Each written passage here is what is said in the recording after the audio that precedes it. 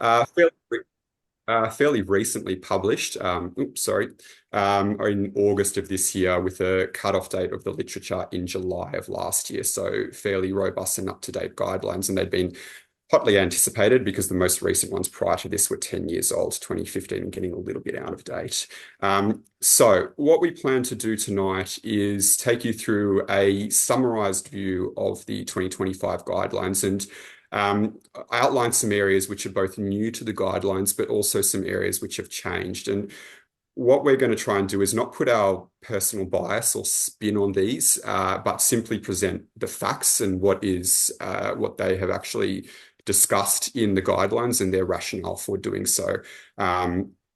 So just an overview of the talk, we're going to be dividing this into parts. There's a little preamble of how the guidelines were developed, but then we'll go through an overview in part 1, 2, 3, 4, looking at some new additions, focus on the surgical management and risk stratification of differentiated thyroid cancer, the post-operative management, and the long-term management and management of advanced disease.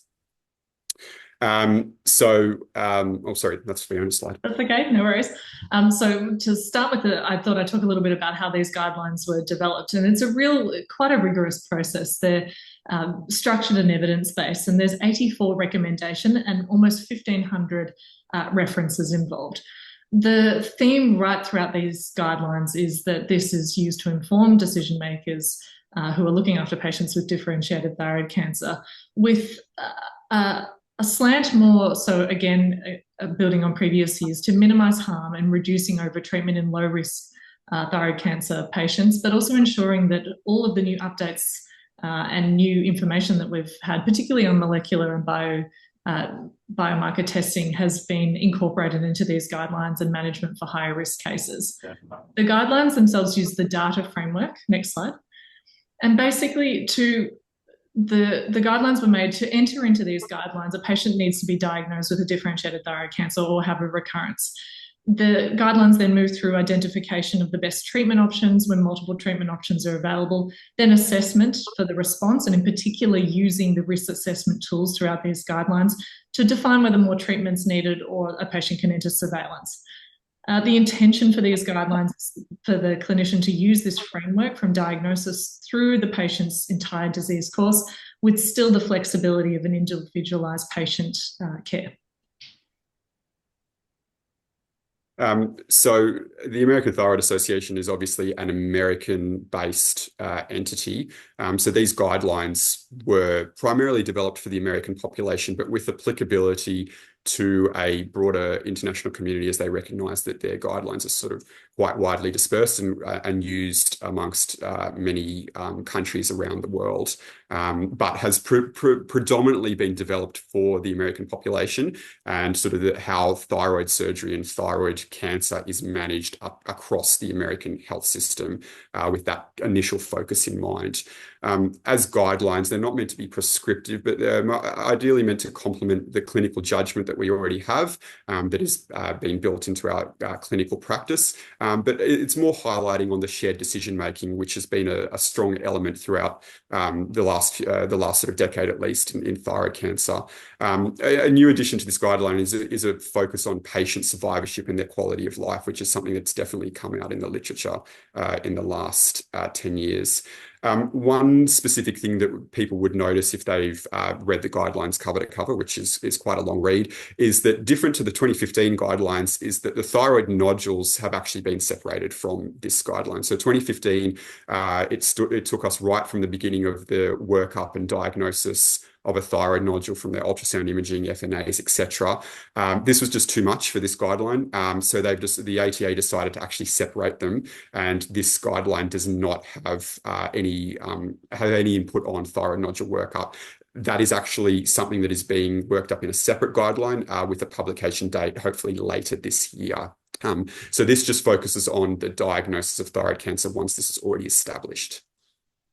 Just a brief sort of dry look through the development. A task force was formed. So this time it was Matthew Ringel and Julianne Sosa that developed these guidelines. Matthew Ringel is an endocrinologist based out of Ohio, and most people would be familiar with Julianne Sosa, who's a very eminent endocrine surgeon based out of UCSF. With their expert panel, making sure at least a third were new. They went through the standard quality assurance and question development pathway that is standard for guideline development. Of note, patient advocate input was sought for all the recommendations, and there was an approval, for a majority consensus that was required for final approval. So I'm going to orientate you to the key within these guidelines. So basically recommendations were categorized as either strong or conditional, with strong being there was good robust evidence for these recommendations, and they were applicable to most patients in certain circumstances, and the benefits clearly outweighed the harms. The conditional recommendations, again, are applicable to most people in situations, but there may be other courses of action when there are different circumstances. There was a balance of benefits and harms, but there may be decision preferences or concerns about feasibility, resources, etc. And click next. So one such example of that is the recommendation 24 about intraoperative PTH monitoring to be considered during total thyroidectomies and guide decision-making about autotransplantation. And I picked this as an example because obviously as an Australian-New Zealand cohort, here, this is something that isn't feasible for us, and the costs don't outweigh the benefits. The evidence for this is low certainty, and it's based on case series and observational studies, but there are clear benefits in certain populations where that's applicable from a financial perspective. Next. So that's obviously quite binary. There are also good practice statements that have weaved throughout the guidelines, and this is for when there are statements or recommendations with low certainty evidence backing this, but very clear, obvious benefits. And these good practice statements should be taken as strong recommendations. And the authors have said that not following them would be outside the scope of usual clinical practice. To make these good practice statements without the evidence base behind it, a unanimous consensus was required amongst all of the panel members making these guidelines. It was 100% consensus. Next, and I've just got a couple of examples of that here as good practice statement recommendations.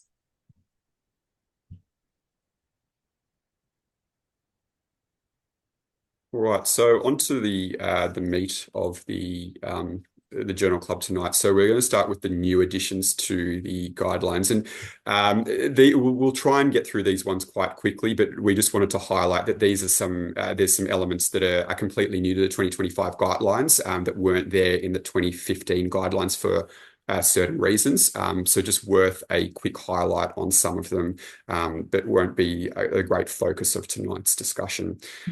So NIFT-P is the first thing that is new to the guidelines. We're all familiar with it, but because of when it was first described and when it was first added to the WHO endocrine tumor classification, it just missed out on being entered into the 2015 ATA guidelines. So it was a new addition to this 2025 guidelines. The main question that the ATA wanted to address with introducing this is the question of, is NIFT-P a cancer? And I just want to bring your attention to it because you'll see this quite a lot through this talk. Anytime there is a bolded thing in brackets that says R with a number to it, that's a reference to the recommendation and the number that appears in the guidelines. So that's just for the audience's reference, so that if they wanted to look back on this and actually look at the actual recommendation, it's just there to make it easier. So the first recommendation from this is if NIFT-P a cancer? And although the ATA doesn't give a clear answer on it, they're pretty much saying, no, it's not. It is a tumor with very low malignant potential that has a rate of recurrence or metastasis that is extremely low, which is approaching 0. Unfortunately, it does need full histological, pathological examination to diagnose this. But once that diagnosis is made, there is no need for further completion surgery or for radioactive iodine. Thyroglosal duct carcinomas is also a new addition, so again, not mentioned in 2015 and was often contentious within MDTs. This is recommendation 17, the initial procedure being a cyst trunk, including excising a portion of the hyoid bone. However, they've qualified that if it is a large cancer or there's suspicious thyroid nodularity, particularly in elderly patients, considering a total thyroidectomy. Also, if there's any gross extension or nodal involvement. and a completion thyroidectomy is recommended if the cancer is a high risk histopathological variant. So germline genetic testing is something that is fairly new, but has been sort of building up over the last sort of at least 10 years, if not longer. The purpose of this is to try and identify the high risk individuals and form a management plan for that patient and the implications it has for the specific management of that patient and also for their family. So the ATA outlines which patients should be offered germline testing, and it's pretty much those ones that have suspicion for a germline disease such as Cowden, familial non-medullary thyroid cancer, where we're looking for a DICER mutation, and some other rarer cancers like the cribriform morellar cancer that is associated with an APC gene mutation. For those with familial non-medullary thyroid cancer, they outline what they think their screening recommendation should be, which is that of neck exams and consideration of an ultrasound screening. But they sort of fall short of recommending germline testing based on mutations that are found in tissue specimens, but mentioned that if an unusual one is found or if the case is unusual, then you should consider germline genetic testing in patients. And this is just a table overlooking some of the more common germline mutations that are associated with differentiated thyroid cancer, just more for people's reference. So another very strong recommendation, and quite early on in the guidelines, is recommendation 6, that patients with thyroid cancer should be referred to high volume surgeons. And the guidelines have outlined that a surgeon that does 20 to 50 thyroidectomies per year is considered a high volume surgeon, and they've acknowledged that complication rates are lower and outcomes are better. Use of surgical drains is something that is still we still see in thyroid surgery, although it is somewhat falling out of favor. But particularly in the American population, it's still a common practice. The recent NSQIP data says that more than a quarter of patients still have a prophylactic neck drain placed after routine thyroidectomy. The ATA has introduced for the first time their stance on routine placement of prophylactic neck drains, and are quite clear in recommending against their use, in that they are associated with an increased length of stay and an increased rate of infection without significantly reducing the rate of clinically significant hematoma that either keeps the patient in hospital longer or requires a return to theatre. However, they still advise that selective use, particularly in reoperative cases, or if there's a large retrosternal goiter or extensive nodal dissection, that they can be considered to be used. And this is also supported in the literature as well. So the management of differentiated thyroid cancer in pregnancy is an area of the guidelines that has been de-escalated, where in 2015 there was quite prescriptive language used with quantitative and numerical values as to when to escalate and when not, and when to do things. The 2025 guidelines use more broad strokes in that in this recommendation, they say very broadly, surgery can be delayed unless there are concerns, but haven't outlined or been prescriptive about what those concerns might be, hence placing that on the clinical decision-making and the MDT, and if needed to be performed in the second trimester. They've outlined that at least one neck ultrasound should be performed early in the second trimester, and then more frequently just if clinically indicated or if there's rapid progression, but they've drawn short in this iteration of determining what rapid progression might be or substantial growth compared to the 2015 guidelines. Next. And for TSH management, so previously there was advice for the TSH to be managed in the lower end of the normal reference range. However, these new guidelines state that the TSH goals should match preconception levels, and they've iterated this as a good practice statement. They've suggested monitoring of TSH should occur every 4 weeks until 20 weeks gestation, and then at least once in that second to third trimester. Okay, so that is hopefully an outline of some of the new things to the guidelines. We'll now move to the surgical management and the risk stratification of differentiated thyroid cancer, with a focus on the topics down below, which have quite a few slides dedicated to them. And we'll start bringing in certain areas some case vignettes just to highlight potentially some of the differences that may have changed between the 2015 and the 2025 guidelines. These are quite brief, just meant to highlight where some of the practices might be different.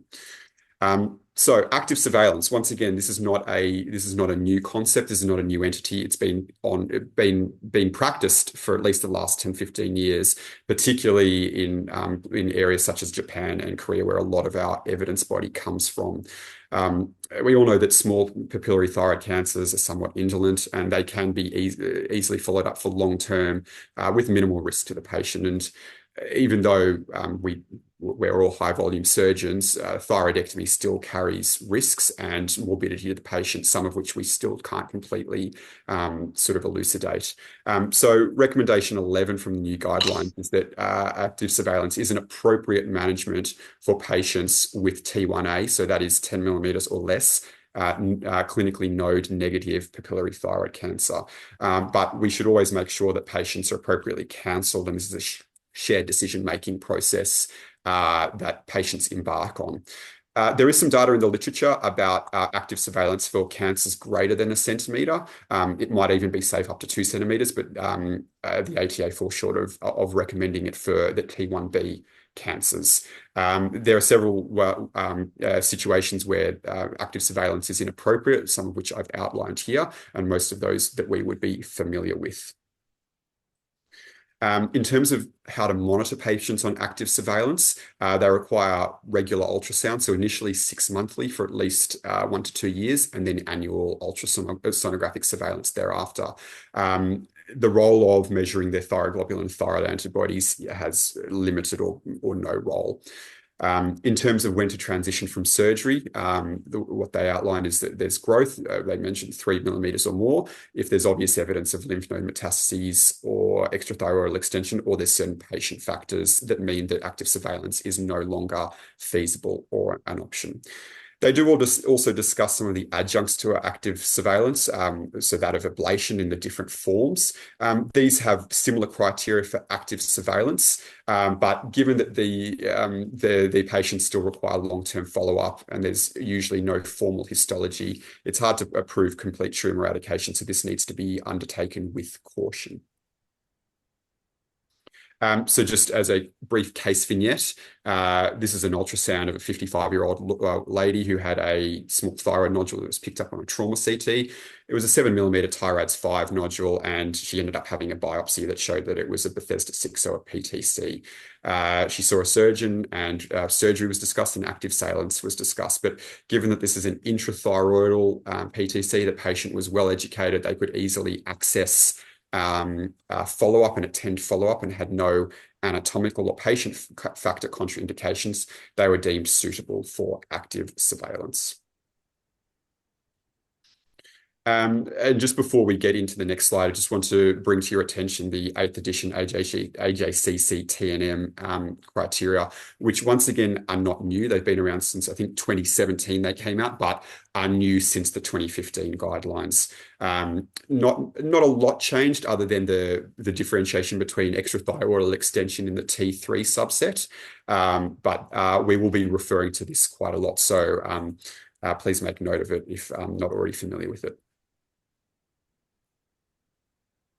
Okay, so look, undoubtedly one of the biggest changes in these guidelines is that of the structural risk recurrence, where the previous guideline used a 3-tier system and the 2025 guidelines now using a 4-tiered system listed there. And basically the main change is that intermediate risk group of patients have now been broken down into low intermediate and intermediate high risk.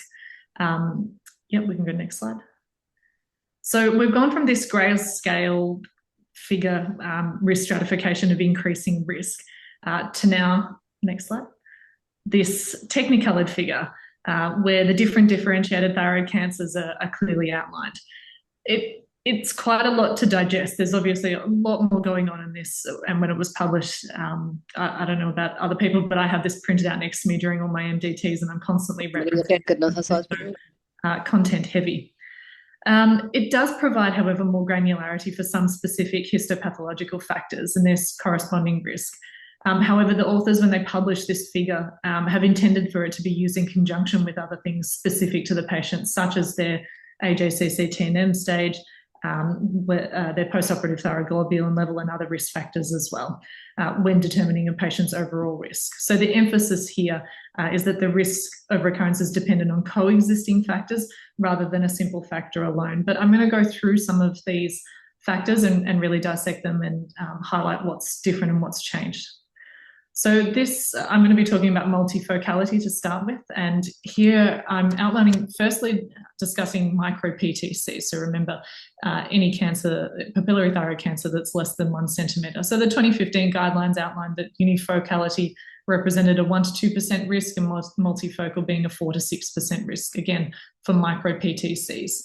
Based on these, this new figure, we can see here that a unifocal one-sided micro-PTC is still considered low risk. However, there has been an escalation of risk if the micro-PTC is multifocal. This is now considered a low to intermediate risk with a 10 to 15% risk of structural recurrence. So, for example, if a 70-year-old lady had a hemithyroidectomy for a symptomatic nodule and had an incidental histo finding of a 2 millimetre and 5 millimetre PTC in that thyroid lobe, this would be recognised as a higher risk of structural recurrence, up to 15% compared to the previous guidelines.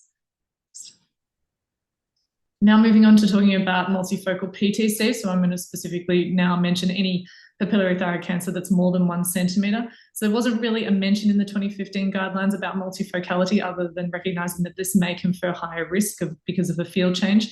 But these 2025 guidelines do highlight that. And again, I've indicated where that is on that in this technicoloured slide that multifocal unilateral, again, low to intermediate, and this is not just micro-PTCs, it's all papillary thyroid cancers. But when we move up a grade into the intermediate high risk, bilateral multifocality, if the tumour is greater than 1 centimetre, confers an intermediate to high risk of structural recurrence, so 16 to 30%. And I think on the previous slide, Nick, I just had a quick example of what that meant. So, for example, a patient that underwent a total thyroidectomy for a multinodular goiter and had a right and left lobe 12 millimetre PTCs, this would be recognised as higher risk of structural recurrence, up to 30%. But again, this needs to be used in combination and discussed in combination with their staging and other patient risk factors. And so I wanted to very clearly highlight that the guidelines here haven't distinguished if there is a multifocal micro-PTC. So if there's a 2 millimetre micro-PTC on one side and a 5 millimetre on the other side, what sort of risk that confers is not necessarily factored in. And I think this highlights quite a significant change in where we would have treated these as low-risk cancers and perhaps not been as aggressive in follow-up. It certainly changes what sort of follow-up we're going to be offering patients with multifocality in their micro-PTCs or PTCs. Thanks. Next.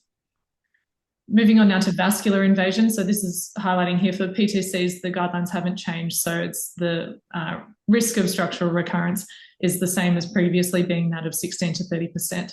However, it's now changed. Next. For vascular invasion, when we're talking about follicular thyroid cancers and oncocytic thyroid cancers.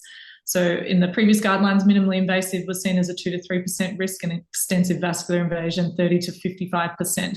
These new guidelines have shown that if there are less than 4 vessels, this risk has now been upgraded to a 10 to 15% risk, being now part of the low to intermediate rather than the low risk. Whereas if there's 4 or more vessels of vascular invasion or extensive vascular invasion, this is the same at greater than 30% risk. So if a 40-year-old man had an incidental thyroid nodule and had a hemithyroidectomy that demonstrated a follicular thyroid cancer with 3 vessel vascular invasion, he now has a 10 to 15% risk compared to being low risk in the previous guidelines. Next. I'm going to highlight as well that this risk obviously skips a tier, but what this means for this guy with a follicular thyroid cancer and 3 vessel vascular invasion is that if he had 2 of the other low intermediate risk factors, for example, had microscopic extrathyroidal extension or positive posterior margin, his risk would then be upgraded even further to 16 to 30%, again, compared to what we would have considered perhaps low risk previously.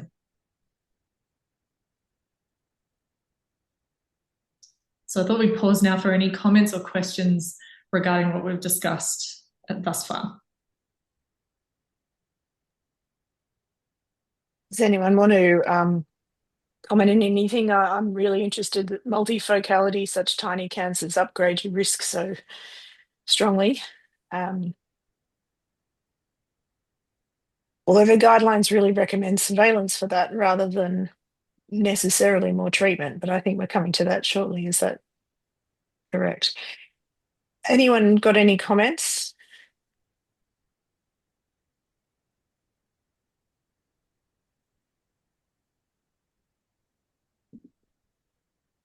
Then if not, we might just keep moving on. There is a Christine, question. I think In the there's chat. questions. Oh, there is in a the question. chat. Sorry, there are too many of you. Oh, sorry, there's a question in the chat.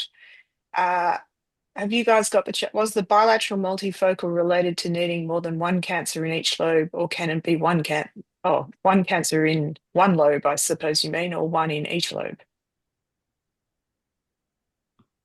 Sorry, I missed the question. I So I believe think it's one in each lobe. multifocality in one lobe or in both lobes.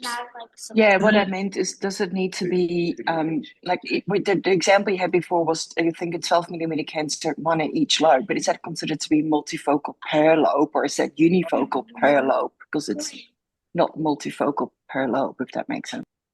Yeah, good question. I hadn't thought of that perspective. Does anyone have any interpretation of that?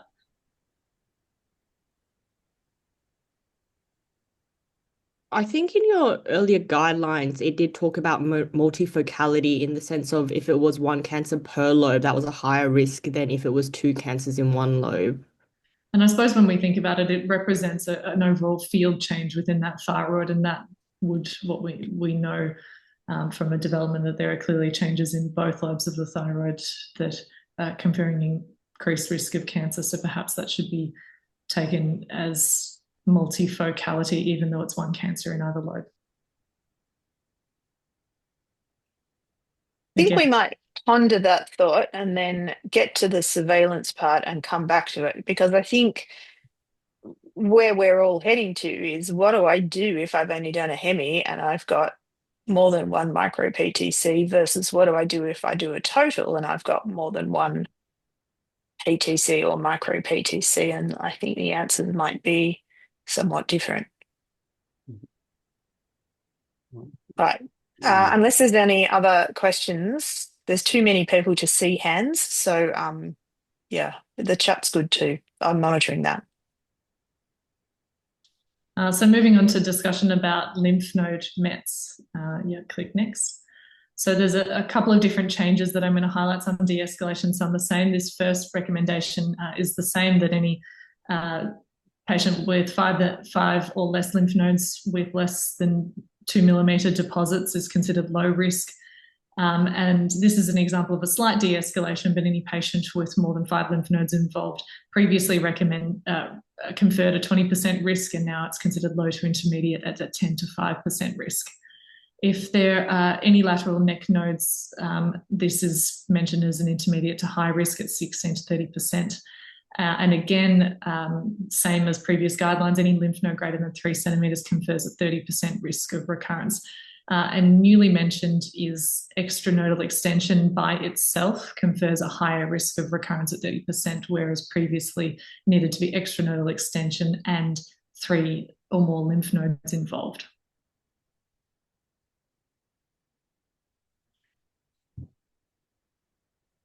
And margins is a new thing that's been added in these guidelines. So presence of microscopically positive margins weren't a feature of the 2015 guidelines, but they have been added into this new iteration. And the guidelines distinguish between a positive anterior microscopic margin being low risk and a positive posterior microscopic margin being low to intermediate risk. And this was outlined in the guidelines that it was based on a study done by Lang et al. It was a retrospective review of about over 1,500 patients that found that there was a recurrence rate of 3.6% for positive anterior margins and that of nearly 12% for positive posterior margins. But the authors acknowledge that this is an area of research or literature paucity and needs to be further analysed and researched. And this is just highlighting that that's not just for papillary thyroid cancers, but also for follicular and oncocytic, and the same risk stratification there. And now looking at the guidelines, so the 2015 iteration of the guidelines which was the first step in de-escalating care, where we were told that we're allowed to just do a lobectomy for any cancers less than 1 centimetre. And these guidelines take that de-escalation a step further by using the word sufficient, iterating that lobectomy is sufficient for tumours that are now 2 centimetres or less. They've caveated that with the exception if there's bilateral disease, other suspicious nodules, or any gross extrathyroidal extension, nodal disease, or metastases. It's interesting to see the different words that they've used. So for any tumour that's 2 to 4 centimetres, they've now said that lobectomy is preferred, which is clearly different to the word sufficient and with different weighting on those words. However, they've said, again, that a total thyroidectomy can be used if there is an indication for radioactive iodine to improve follow-up, or if the patient prefers. And again, similar to previously, a tumour greater than 4 centimetres is recommended to have a total thyroidectomy, or if there are clinical nodes or mets. I've highlighted that there. So a 70-year-old lady with a 19-millimetre unilateral PTC with no gross extrathyroidal extension or nodal involvement, a lobectomy is sufficient. Where, for example, a patient with a 35-millimetre unilateral PTC with no gross extrathyroidal extension or involved lymph nodes, a lobectomy is preferred, highlighting the different weights in those words and therefore how we speak to patients about it. This table is pulled from the guidelines as well, demonstrating the clinical stage and, again, the extent of surgery offered to patients. All right, I might give Fiona a break.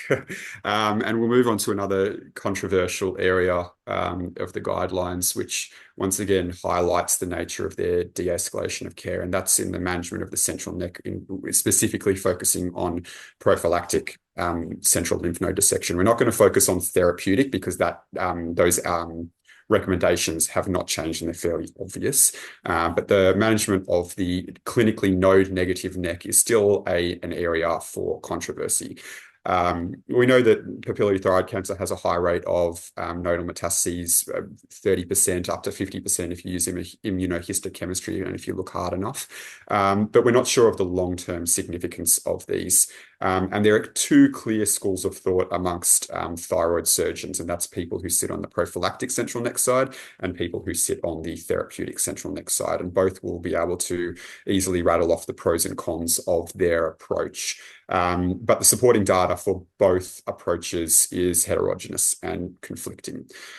So the 2015 guidelines were somewhat ambiguous, saying that thyroidectomy without prophylactic central neck dissection was appropriate for T1 and T2 clinically node-negative tumours, and this was a strong recommendation.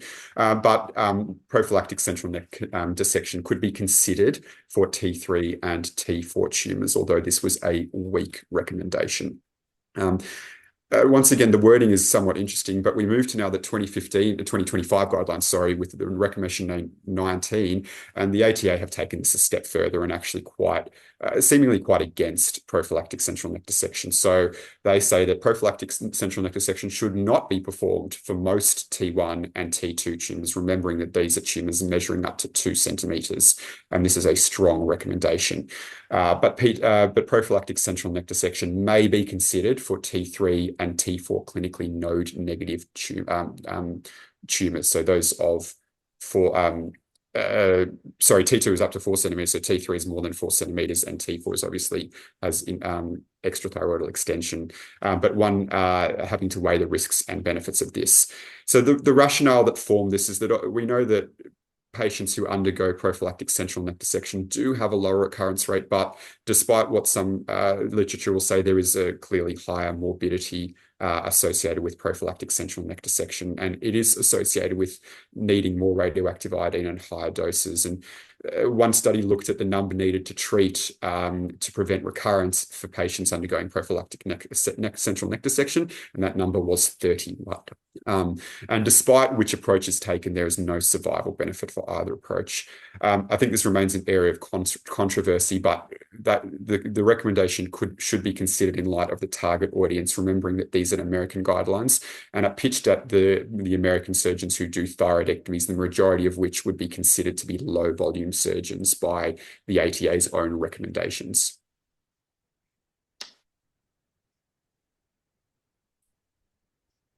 So just taking a pause for any questions again. I think there were a few more in the comments section, weren't there?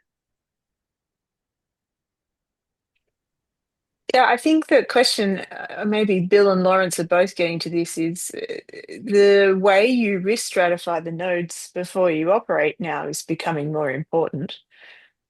Is that correct? Because this is clinical node positive disease, choosing the path to surgery, and not ultimate node positive disease if you actually did your prophylactic lymph node dissection.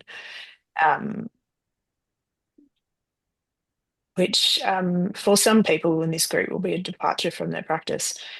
I don't know if anyone else wants to comment on that.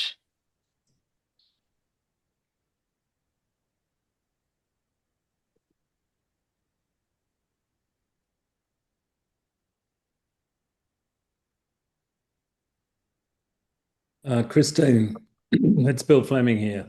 Can I say something? Go for it. So I think, I mean, the dilemma we have is that these guidelines are written for all surgeons in America who do thyroidectomy, who may have variable experience and variable knowledge about how to do a central neck dissection safely. And I think it's been taught for since the year dot in this country and New Zealand. And so people who do it here are actually develop quite an early experience in it and have good results. And so I'm slightly dismayed that they're actually recommending against doing a prophylactic neck dissection, because that would seem to indicate that we're doing something wrong if we do it. It's interesting that, this is Australian practice, and if you take this overseas, I took a survey of Australian surgeons that showed that lots of people did central lymph node clearance to an international journal, and they hammered that practice. So we need to be aware that we're, I suppose, outliers in the world. I'll be honest, it's not my practice to do a routine central lymph node dissection, because I genuinely believe that even in the best hands, if you do it properly, you do increase that patient's risk of hypoparathyroidism if you've done a total, because it's very hard to keep that inferior parathyroid well vascularized if you do a proper, and this is the issue, is what is a central lymph node clearance? Is it taking a few nodes, or is it actually clearing the entire piece of tissue in that area? So I think, there's variations in what central lymph node dissection means. It's difficult to know what to do in patients with Hashimoto's nodes, where the nodes are going to be difficult to assess on ultrasound moving forward. What to do in patients with an average BMI of 40 instead of 20, although the American guidelines perhaps targeted those people more than the thinner ones. So I don't know what the right answer is, but I think it's interesting to see what the Americans have said about this, and we probably should think about the reasons behind that and whether that is really what we're doing. I think, Jonathan, you've got a comment too. Yes, hi everyone. Thanks very much for the presentation. I'm enjoying it very much. I tend to have a similar reaction to Bill's. I think these very much are American guidelines, and I think we're going to have to consider to what extent they apply to Australia and New Zealand. Because we're now seeing two quite strong statements in the bit that's just been presented. One, that lobectomy is preferred for up to tumours of 4 centimetres. That means that total thyroidectomy is not preferred. And secondly, the discussion we're just having on central lymph node dissection, that it should not be performed. These seem to be significantly strong statements, and like Bill, I think most thyroidectomies and thyroid cancer surgeries in Australia and New Zealand are done by high volume surgeons, often much higher than the suggested 25 or 50 cases that the Americans are talking about. And I wonder if it's timely to consider that we might develop our own Australia New Zealand thyroid cancer guidelines. We've done it for the management of parathyroid disease. It might be timely to think about what's appropriate in Australia and New Zealand. So thanks very much, Chris. Jonathan, on that note, you were part of a group who was trying to organise that a few years ago. What happened? Well, that's exactly right. I wasn't going to say that, but we had tried to get that going for a couple of years. But, I really feel that this highlights the need for it, Christine. I won't go into the reasons why it didn't happen, but, it hasn't No, happened. that's all right. We can take the rest of that discussion outside of this. Has Eric, anyone got any other comments, or we might move on? I'm wary we have only 15 minutes left. We might move on, but just to echo Professor Pell's point, I think our studies looking at the volume of surgeons in America show that the majority of thyroidectomies are done by surgeons who perform 5 or less, sometimes even 1 or 2 thyroidectomies a year. So I think they're clearly written with those in mind rather than the high volume or even potentially ultra high volume surgeons that tend to be more clumped in our Australian practice. But I agree wholeheartedly.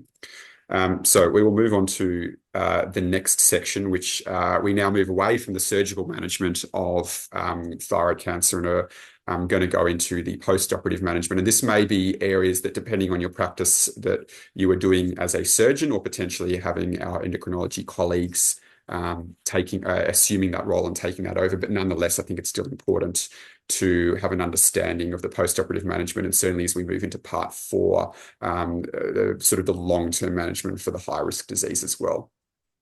Radioactive iodine has been sort of the backbone of management of high-risk disease, PTC, for a long time, but traditionally has been somewhat overused. The guidelines from 2015, 2025 have not really changed that much, but they have changed more to how Fiona has outlined. The risk stratification is now broken down into 4 parts. So equally, the radioactive iodine recommendations are now to match that 4-part risk stratification system of low, intermediate, high, and high group.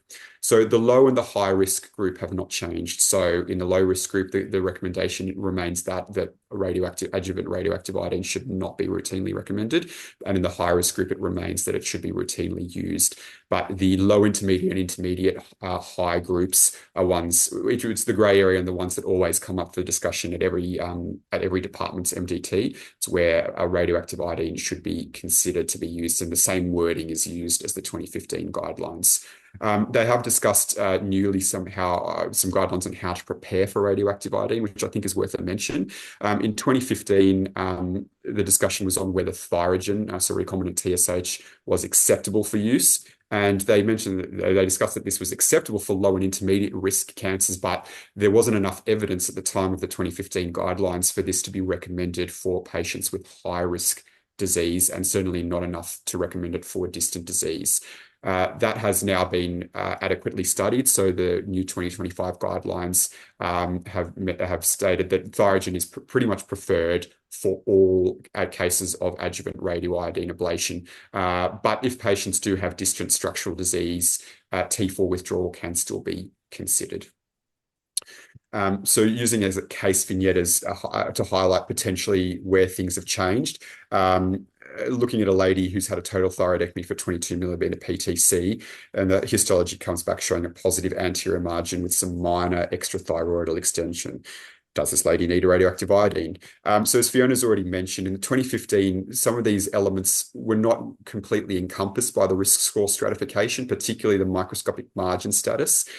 So some may have considered this lady to be intermediate risk, and some may have even considered them to be high risk. So likely, based on the 2015 guidelines, this lady would have been recommended to have adjuvant radioactive iodine.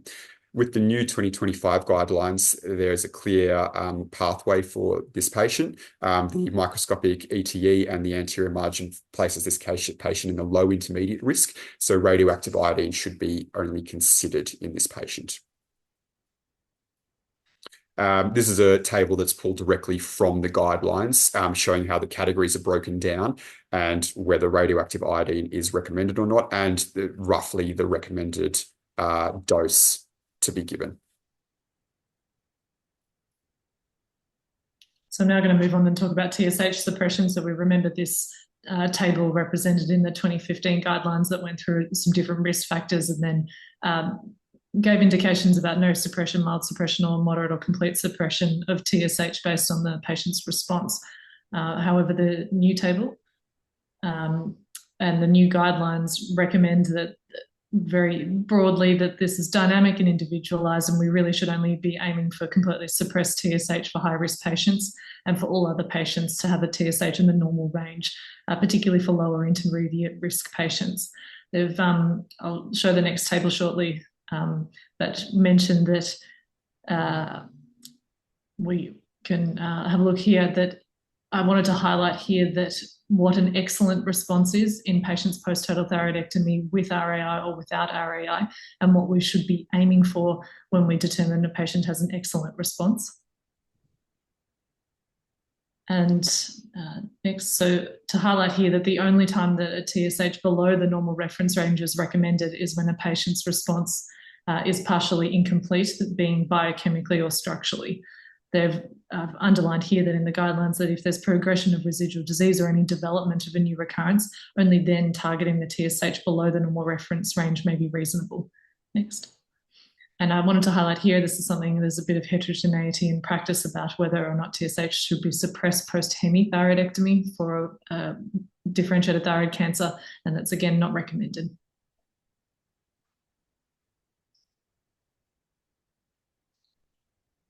Any comments or questions on what's been discussed here?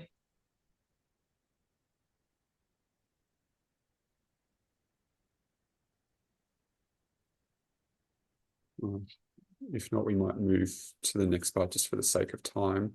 And this is part 4. On the home stretch.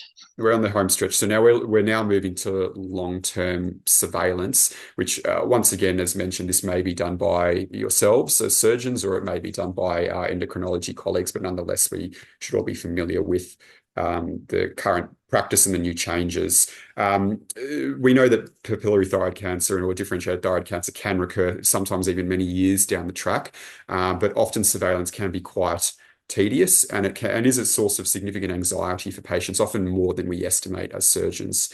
The 2015 guidelines gave fairly clear recommendations on how we should be surveilling these patients, which is that of thyroglobulin and thyroglobulin antibodies periodically, and then ultrasonographic surveillance of the thyroid and nodal basin bed, and considering using a whole body scan if the patients had radioactive iodine. The 2025 guidelines breaks it down a little bit more and moves into this new de-escalation pathway. So thyroglobulin, they recommend using it with thyroglobulin antibodies every 6 to 12 months, at least in the initial follow-up period. But as highlighted by Fiona's slide previously, it is not routinely recommended following a thyroid lobectomy, although a single one-off assessment can be considered, and this is a new addition to the guidelines. In terms of de-escalation for low-risk patients, and this is focused specifically on low-risk patients who meet the excellent response criteria. So anyone where they're biochemically incomplete, structurally incomplete, or indeterminate does not meet this this category. So this is really for the low-risk patients, and thankfully that is the majority of the patients that we look after.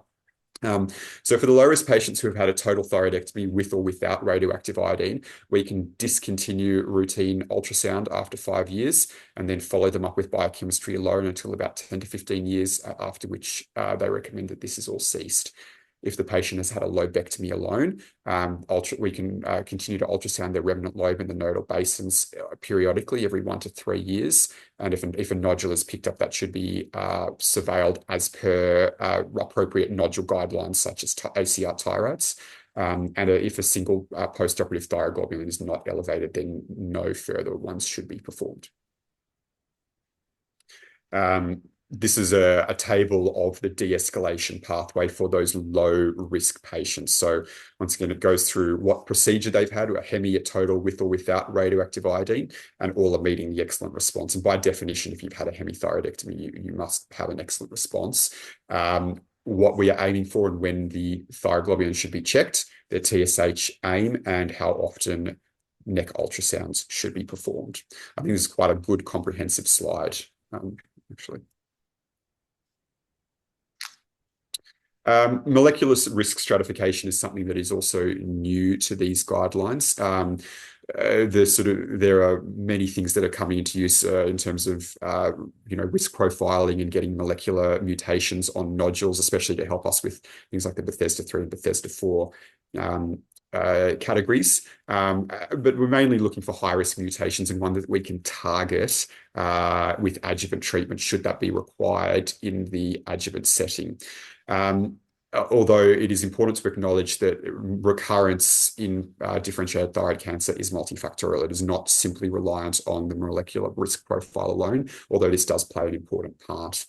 In 2015, this was still something that was quite infant. It wasn't something that the guidelines had completely embraced because it was quite new to the literature. They did acknowledge that some mutations are likely to confer high risk, but they fell short of including this in their risk scoring system. In 2025, they do mention that routine testing is not recommended, but if it is available, consider using that information that is available to inform the extent of surgery. But they do actually break down what mutations are considered to be low and what mutations are considered to be high risk. So this table outlines some of the common mutations that one would see in differentiated thyroid cancer and the ones that are confirm a higher risk of recurrence and metastases. This is another table that just highlights some of the early and later changes that are seen in the different subtypes of differentiated thyroid cancer. Once again, I think just important for reference, because a lot of these things we wouldn't commonly come across.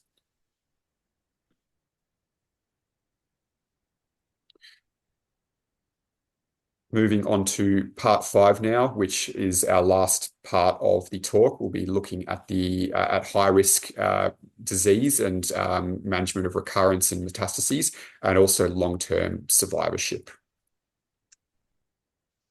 Yeah, so starting up with the management of recurrent of local regional disease, the guidelines previously were clear about resection, RAI, and radiotherapy if it was unresectable. And the 2025 guidelines are similar, but with the addition of using ethanol or RFA ablation as an alternative for nodal management if they are not surgically resectable. And also the guidelines go into a lot more detail about when external beam radiotherapy should be used. And I've mentioned the reference there if people wanted to have a further look into that. Next. And then for RAI-resistant disease, in 2015, mentioned about using observing a stable tyrosine kinase inhibitors if it was progressive and chemo was the last line. And this is an area that there's been a lot more research and understanding a bit more and progressive medicine in this area. So these guidelines, again, say that can be observed if it's indolent and that tissue-based biomarker testing should be done to look for any actionable mutations. If there is no actionable mutation, a first line of multi-kinase inhibitors such as lenvatinib or sorafenib should be used. However, if there's a targeted an actionable mutation to the following ones, then there are alternatives, tyrosine kinase or multi-kinase inhibitors. The guidelines highlight that with targetable options, the trials show 60 to 70% response rate versus the 20 to 40% for just generalized multi-kinase inhibitors. So again, a promising area for those with advanced disease. As mentioned, radioactive iodine has been the backbone of management of locally advanced, high risk, and also metastatic differentiated thyroid cancer. But unfortunately, as cancer de-differentiates, it can lose the ability to uptake thyroid hormone, so becomes radioactive iodine resistant, and then becomes quite tricky both to monitor and also to treat. Various efforts have been employed to try and restore radioactive iodine sensitivity to metastatic de-differentiated differentiated thyroid cancer with variable results. In 2015, this was once again a very infant concept, and they made no recommendation of this other than mentioning that this showed future promise and only future direction. In 2025, there's been enough studies for them to make a recommendation, which is essentially that one can consider MAPK blockade for redifferentiated redifferentiated therapy, but if the thyroid cancer does not have a gene target, redifferentiation should not be considered. And overall, the evidence body in this area remains scarce, and essentially, when patients are getting to this status, we should be considering the use of clinical trials, and certainly further studies are needed in this area. Long-term survivorship is an important thing, and quite a important topic, particularly to our president, who is currently finishing her PhD, particularly looking at this issue. And I think it's a very important thing. Given that we have such good survival with differentiated thyroid cancer, it means that there are a large number of patients who are post-treatment who have to deal with the after effects of having the disease, and also the treatment and the morbidity that we have placed upon them. It's really important that we acknowledge these survivorship issues and that we fully embrace them and incorporate them into our clinical practice. 2015 started to touch upon this in the guidelines. They acknowledged that this was an issue, but that future research was needed. In 2025, I think they've started to embrace it quite comprehensively, with multiple recommendations across different domains, such as social, financial, physical as well, and recommend that all these long-term issues are discussed both when the patient presents to us post-treatment, but actually at the onset of their cancer journey. I think it's important to disclose the things that patients are commonly may experience to actually form the decision-making of what type of surgery to do, or whether to do surgery at all. It should be a shared decision-making process, just like anything that's mentioned throughout these guidelines, and that we should all be familiar with the resources that we have available to us. We all practice in different socioeconomic areas and different health districts across Australia and New Zealand. So different resources may or may not be available to all of us, but it's important to familiarize ourselves with whatever we have and make the most of them. And I think including this in the new guidelines reflects the shifting paradigm of care, that it's no longer just cancer equals treatment, but acknowledging that, yes, patients do have long-term survivorship issues, and they should be discussed at the onset and used to inform the actual treatment paradigm that we embark upon. So just some concluding remarks before opening for a bit more discussion. The new 2025 guidelines aims to provide an up-to-date framework for the care of the patient with differentiated thyroid cancer. And although these are American guidelines, they are the most comprehensive guidelines available at the moment. And they aim to provide a good context for the treatment of disease, but also support and evidence for the decision-making that we make throughout our journey as a clinician with the patient with thyroid cancer. Some of the take-home messages that Fiona and I have picked out after going through this is these guidelines are comprehensive but also dynamic. But there is a particular strong emphasis on de-escalation of care, both in the management and also in the surveillance and discharge of these patients. This is focused on the low-risk group, but the high-risk group, there is also focus on with emerging new treatment, particularly in the targeted therapies and molecular profiling. It aims to streamline some of the complex treatment pathways and paradigms that may have existed because of the grey areas that the 2015 guidelines hadn't quite elucidated. But it's important to remember that these are still guidelines nonetheless, and we are not bound to them, but it is important to understand where their decision-making comes from and not to disregard them. But always an emphasis should be put on patient-centered decisions. And once again, it's important to remember that these are designed for all thyroid surgeons and thyroidologists, not necessarily in an Australian setting and not necessarily in the high volume setting that we as Australian surgeons tend to be. So they should be interpreted in our individual caregiver and patient context. And that brings this to a close. Well, Fee and Nick, what a magnificent job you've done. Thank you so much for summarising all of that for us. It's a huge amount of work and a lot to digest. There's some good comments in the chat too about de-escalation, taking people off follow-up pathways and changing thyroid globulin, both measurement and